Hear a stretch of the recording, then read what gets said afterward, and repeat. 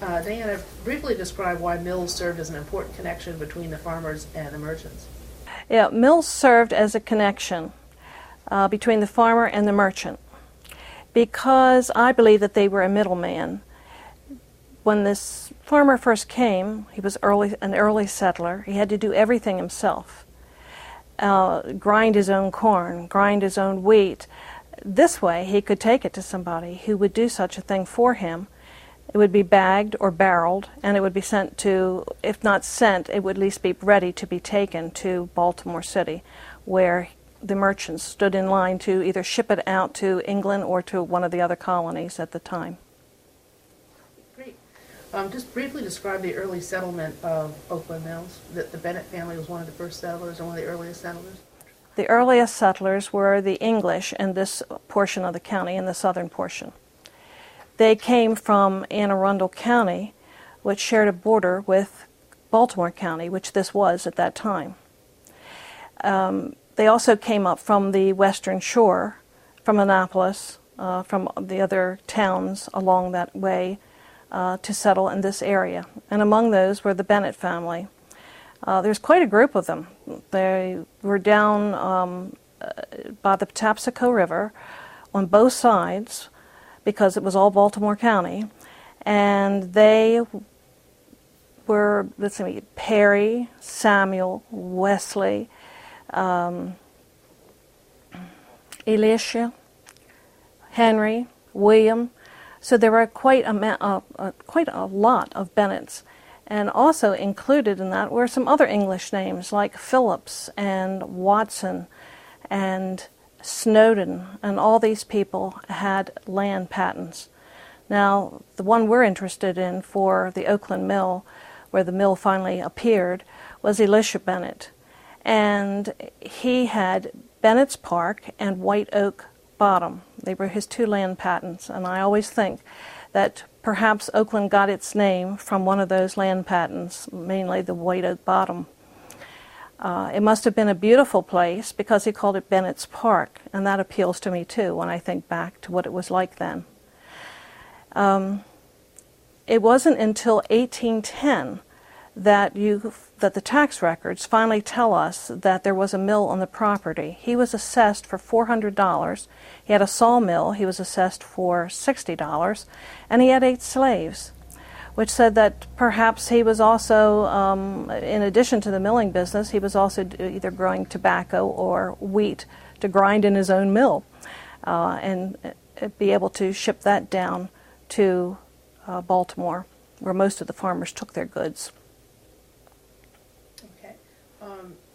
During the period from, it's kind of the 1826 to the 1834, the grist mill was then converted into a cotton mill factory, and you sort of just had mentioned about the nice sentence of boycotting. At that time, they were boycotting textiles, and that's why they may have made the change from the grist mill to a textile. Okay, the Bennetts were still holding on to the grist mill, and they decided to lease it to a father and son duo named Morton.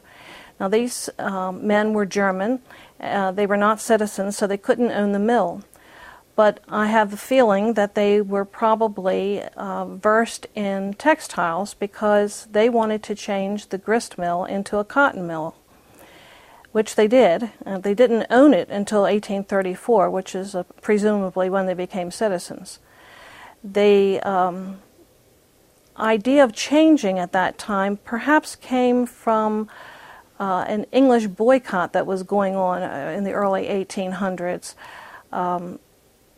We were trying to have our own materials, our own fabrics, so that we wouldn't have to pay top dollar from Britain, who took all our raw materials, made it into a blanket, and then it comes back to us, and we have to spend an arm and a leg in order to buy this blanket or to buy the material for or fabrics for dresses and gowns. So why not make our own and do it at a cheaper price? So I think that's what was going on at that time. And you talked about Miller, a little bit about the change when it became Oakland Manufacturing Company of Baltimore. Then the next person who owned the mill was William Miller, and he changed the name to the Oakland Manufacturing Company of Baltimore. So I'm assuming that this man came from Baltimore and decided that this mill was in a good spot. It was on the north branch of the Patapsco River. It was on what they called the falls area, so there was a lot of power, a lot of energy from the water to use.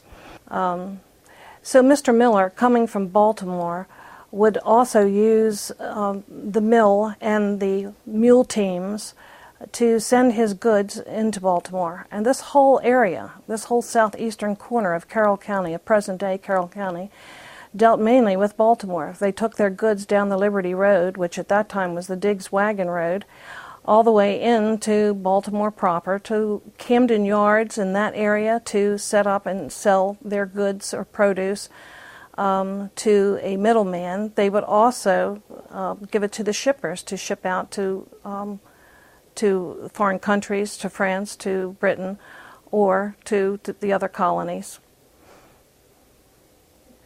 And then in 1867, Enoch Pratt bought the mill and leased it to Mr. Melville.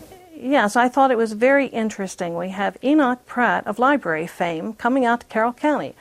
Of course, it was Carroll County. 1837 was the date we became a county. And it was when the Mortons owned the mill is when the county changed.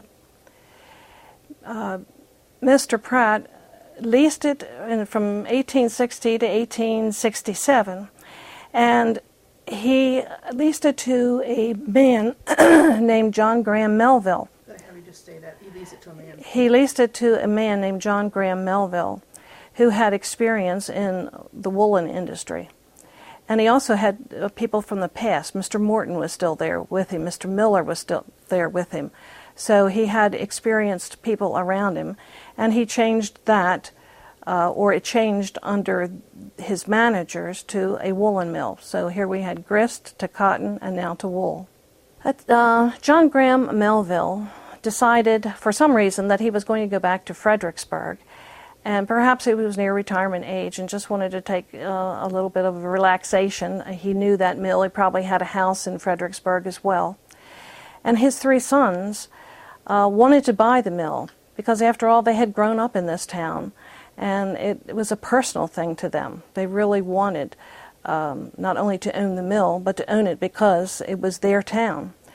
And also, during Pratt's lease, not lease, but his ownership, this is the first time that you see Oakland on a map. It was 1877.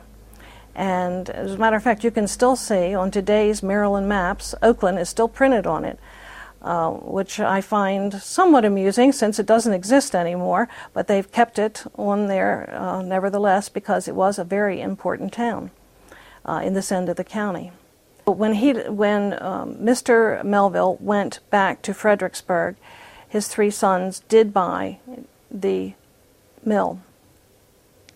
They only had it probably less than a year when they ran into monetary problems and they had to come up with the money or be ousted. The creditors wouldn't wait. So the three sons, they were James, John Coulter, and Charles. James was the oldest brother, and he was so close to the town and the people that were there and the workers. He just did not want to leave. And it didn't matter. The people, the sheriff of the then Carroll County came and bodily took him out of his old boyhood home. And he became so discouraged after that that he went to Chicago. But he still made out very well for himself in the textile business in Chicago. John Coulter went with his father, went back to Fredericksburg and worked at the mill there. And Charles, the youngest one, became a gentleman farmer. As a matter of fact, at the end of Oakland Road today, you can still see his big old farmhouse. In addition to that, he dabbled in politics. More than dabbled, he became a commissioner for Carroll County. That was in 1919, and he held that post for 23 years, consecutive years. So he must have been well liked by the community, by Carroll County people. After the three boys lost their interest in the mill, it was Nicholas Steele who was the next owner. This poor man only had the mill for 6 months when the whole thing went up in flames. It was a stone mill, so the outside walls remained, but the interior and all the goods, all the equipment was completely ruined. So he had to start from scratch again, and there was a quarry in the area, and a lot of locals helped him build this mill. It became a 5-story mill, and he put into it the latest firefighting technology equipment that he could possibly find. This was never going to happen to him again. He also had a reservoir placed on top of a hill, nearby hill, so that there would always be water in case such a thing happened again. Nicholas Steele held on to the mill for many years, and probably, again, through some kind of monetary problem, the mill went up for sale. And who should come to buy it but John Coulter Melville, the one who had been forced to leave his childhood home, one of the 3 brothers that we talked about earlier. He came to the town and made some immediate improvements. He put in a new dye house, he put in a weave room, a finishing room, an office. I built a new warehouse, built 4 new houses. He even built a brick house. So all this was part of his idea to increase the mill, make the people happy there so that they would like to work there. And it was steady employment, so people wanted to be there. And the more pleasant he could make it for them, the better employees he would have. He also hired a handyman who went through the whole town and painted all the houses. He hired someone in the springtime who would come in and dig up all the home gardens so that the people didn't have to do that. So it was a very nice relationship that he established between himself and the people who worked for him. John Coulter took on as his partners his 3 sons and a daughter. The oldest son was John Graham, and he went by Graham so he wouldn't get confused with the other John. He was vice president of the company, and the stories were that he would take off his suit coat, roll up his sleeves, get on the floor, look underneath, see what was wrong with one of the looms or anything that might be broken. He was just one of the people who had a strong work ethic and wanted to be with the employees and get the best out of them. The second son, George, his job was in sales, and he would take sample booklets down to Baltimore to show what kinds of materials, textiles, the mill could produce. After a while, they found out that New York was the better place to go, and he spent the last 20 years of his life living in New York City as a salesperson for the Melville Woolen Company. The last son was Tom Melville. He had gone to college. He knew a lot about textiles. He apparently drew a lot of respect from the employees. When he came in, people stubbed out their cigarettes, they sat up straight, or else they did they continued to work on their project but looked extra busy doing it. They wanted to make a good impression on him. And he was a person who played the concert piano. He was a concert pianist. He had a house on the hill that overlooked the mill. He could look down upon all the houses and the mill itself.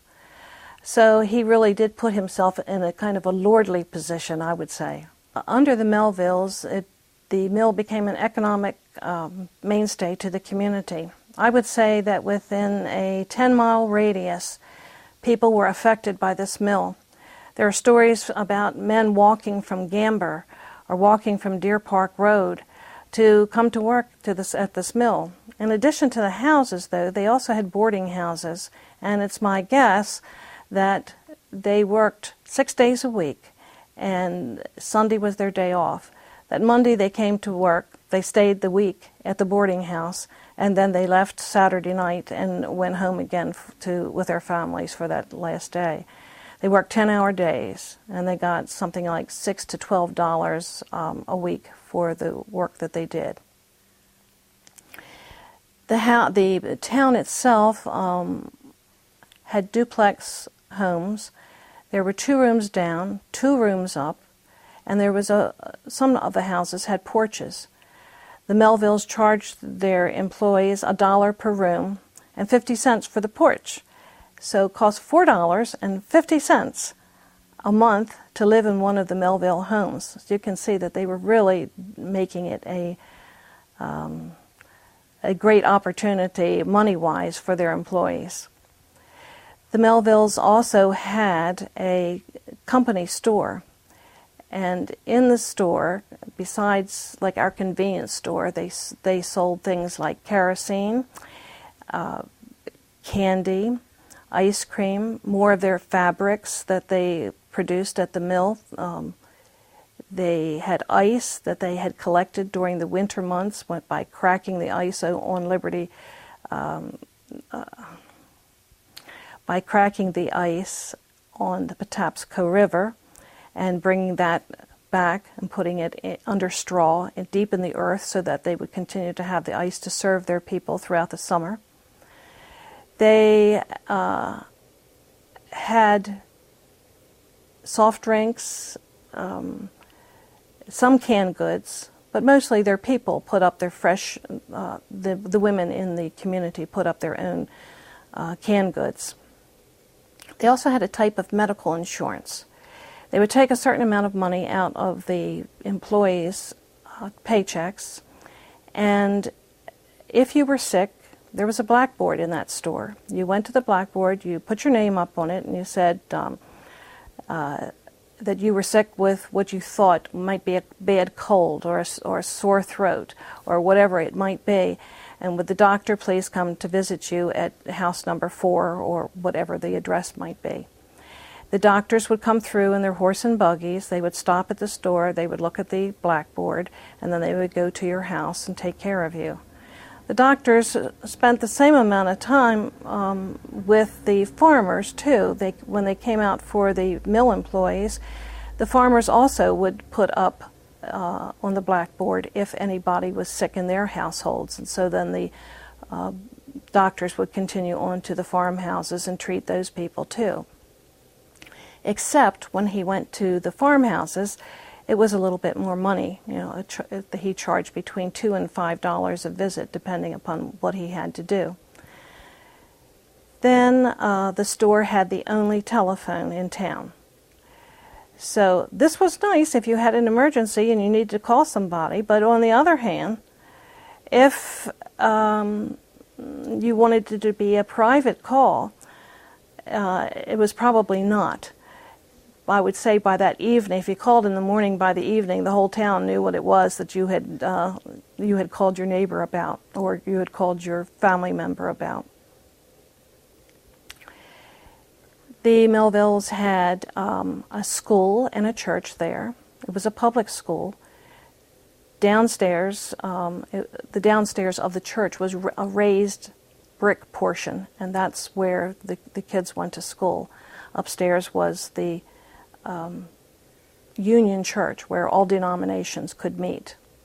Well, in 1925, that building burned to the ground, and the people had to find a new place to go to church. And about a mile and a half out of town, there was the Oakland Methodist Church, and so a lot of people went there, and some went to St. Joseph's Catholic Church in Sykesville, and other churches around the community, but they were the 2 that were mentioned to me as where most people went.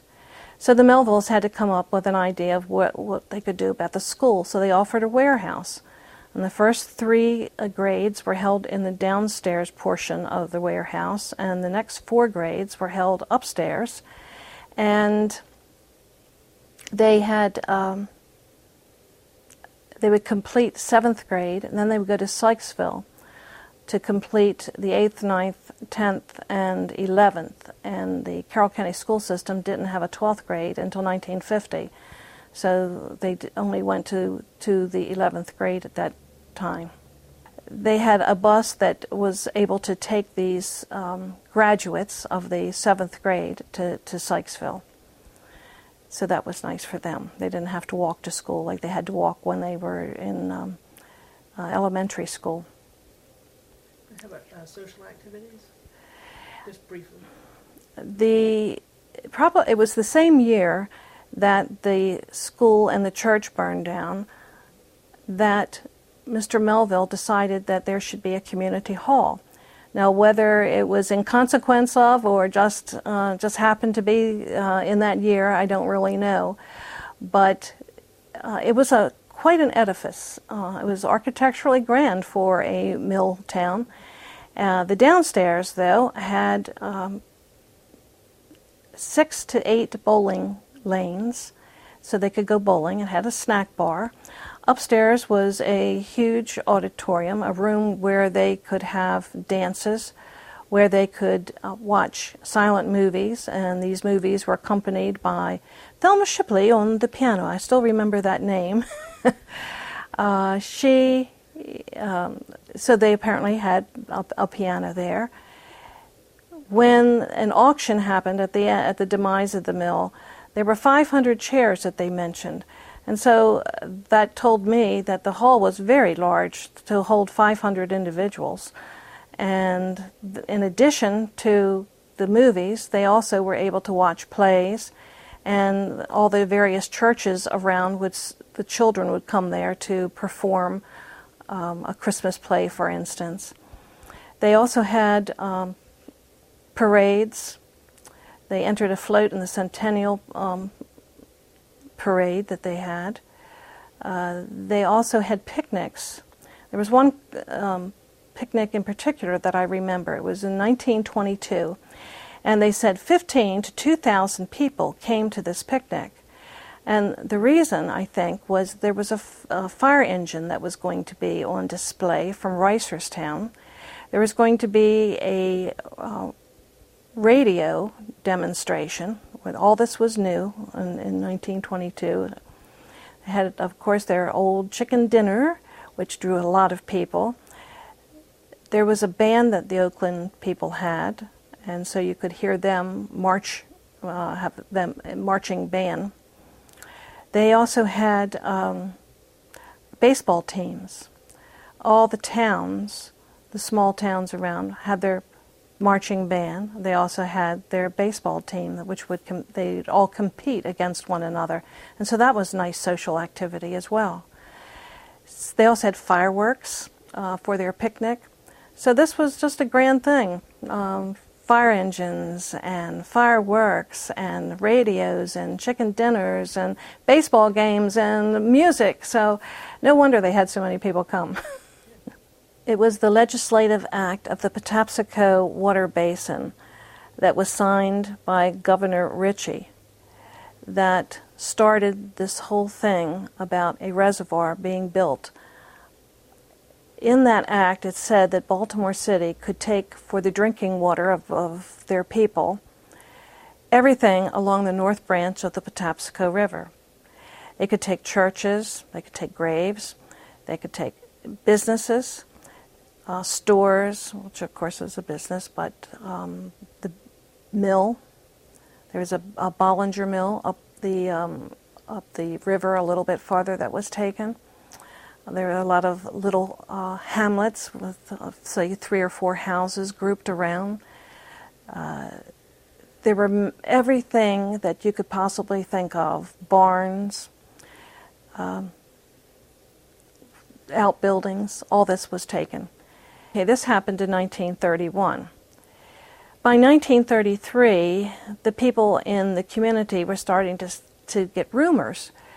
Did you hear that our land is going to be taken away from us and going to be used for a reservoir? And the other person would say, well, yeah, I heard it from so-and-so, but I don't think it's going to happen here, do you? No, couldn't. They wouldn't do such a thing. I mean, it's too many people involved. Too many things are involved. And so this went on, the rumors, for quite a while. It took all the way until 1942, 31 to 42, 11 years, for an official announcement to be made that this was going to happen. And personally, I think that was much too long. People should have been able to start preparing way before 1942. The Melvilles wanted to look like a going concern, so they put in another dye house, and they continued to improve the mill and the mill town because they wanted to get top dollar when it came time for the mill to be taken from them. They had it assessed at $3 million. They asked for $2 million, and they got a little bit over $1.5 million. So they were the ones who got the money. The mill people, of course, they were renting those houses, so they had no house. They were going to have no job. They were losing their schools, their churches, their community hall, their social life. It was a whole change of life for these people. And it makes me sad to this day thinking about everything that these people lost. The farmers also had it very difficult when their old homesteads that had been, some of them had been in their families since the mid-1700s. And it didn't matter. Their farms went too. But the difference was they were paid for their farmland and they could invest that money in a new piece of property or a new house. But the mill people didn't have that option.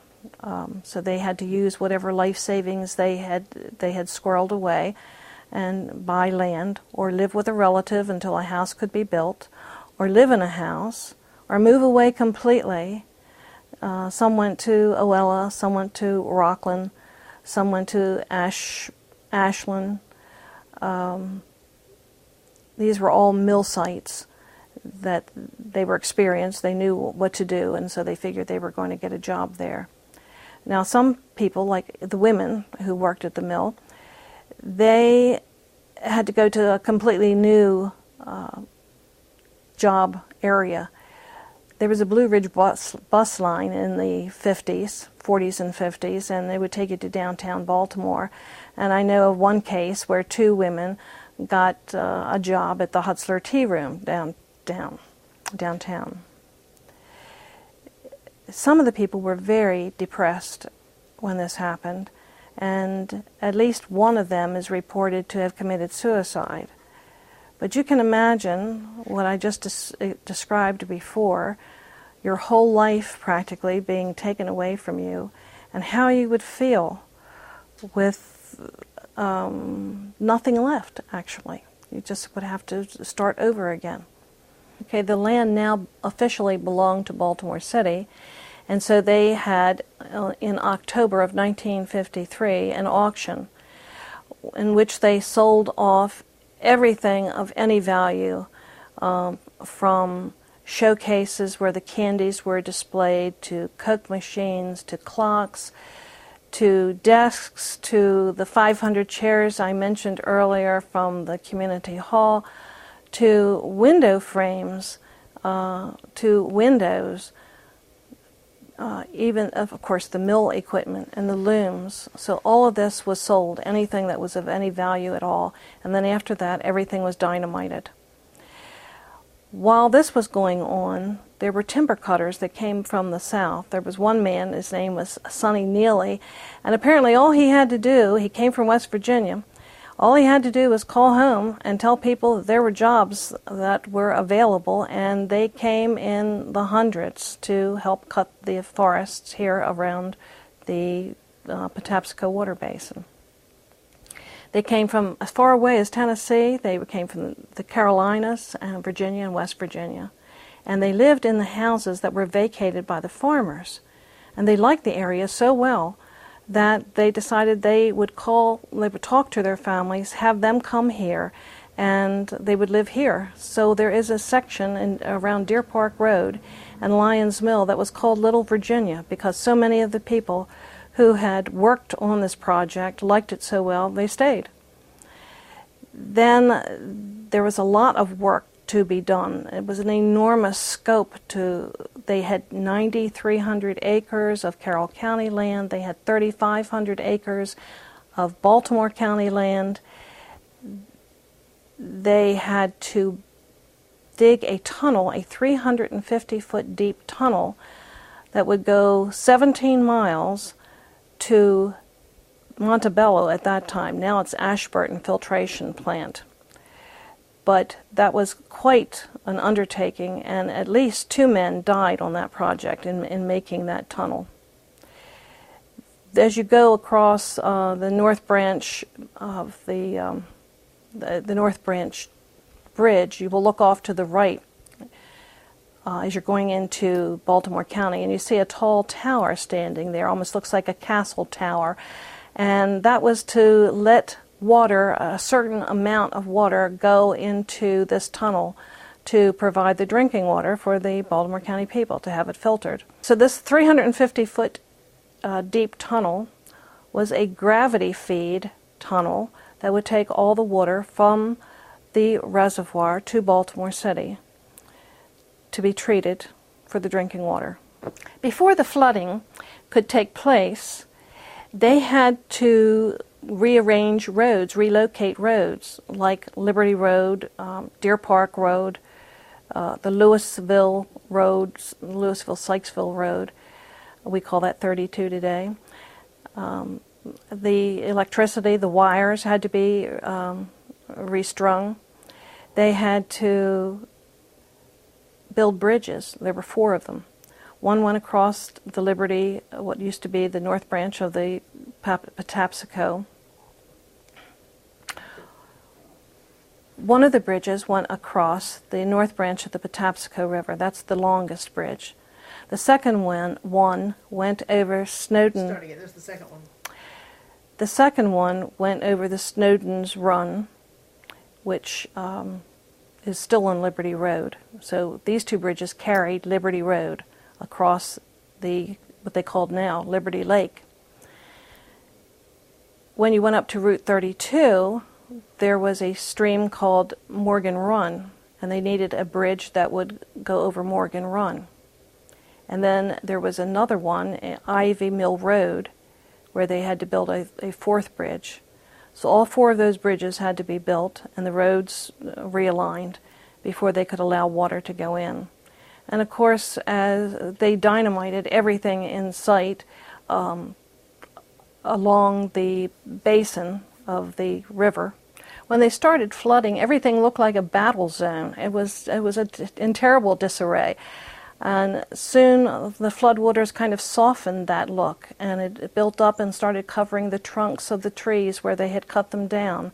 And it built up to the point where it was covering the mill itself. As I said before, it had 5 stories, and it had gone up at one point.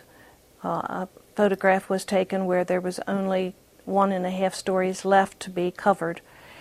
Most of it had been dynamited, but like one wall had been left up, and that's the part that you could see, this is how deep the water was at this point. Once the bridges were completed and the floodwaters came in, it brought attention to Carroll County that it never had before. I can remember I lived in Woodlawn at the time, and my father would drive my family up to see the progress being made on Liberty Dam. And I'm sure a lot of other families did the same kind of thing. So all of a sudden I was aware that just over the bridge there was another county called Carroll, but I didn't know anything about it. And then as I got older and got married, Social Security Administration had been built in Woodlawn, and it had a lot of people, a lot of employees there. And I can speak for one my husband was employed there. We came here because we wanted a house in the country, and this was close, within a half an hour of Social Security. And in the beginning, in the early 60s, I would say that most of the people were coming from the Woodlawn area to settle in the southeastern corner here. In 1961, the Carroll County Commissioners talked to William Donald Schaefer, who was then the governor of Maryland, and asked could they also tap into this drinking water, into this reservoir. And Schaefer agreed that they could. They could take 3 million gallons out. Everyone agreed to this. And in I believe it was 69, they started digging up Oakland Road and a lot of the area around here in order to put water pipes in. Everybody was on well water at that time. In 1971, they built a water treatment plant at the end of Oakland Road. So that was the beginning of it. That was the providing water for new housing developments that could come now to Carroll County, where before they would have just had to stay with well water. But now we were on city water, which was a lot worse tasting.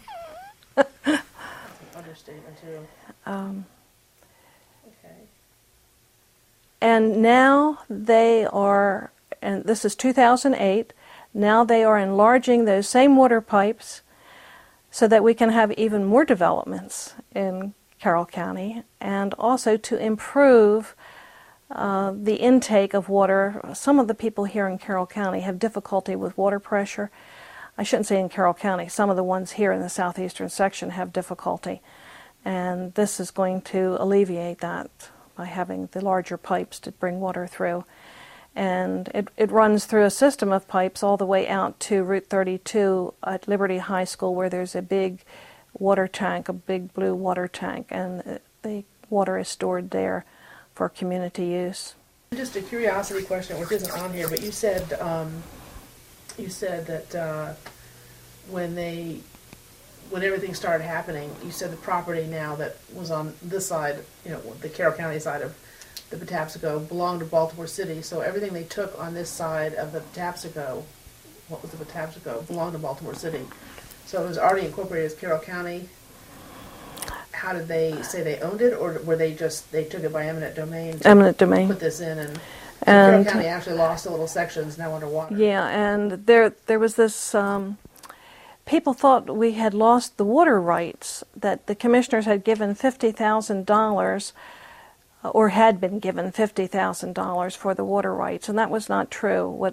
It was $50,000 for the lost income that they would have received in taxes for the land that was taken by Baltimore City to enlarge the Liberty Lake, to enlarge the reservoir.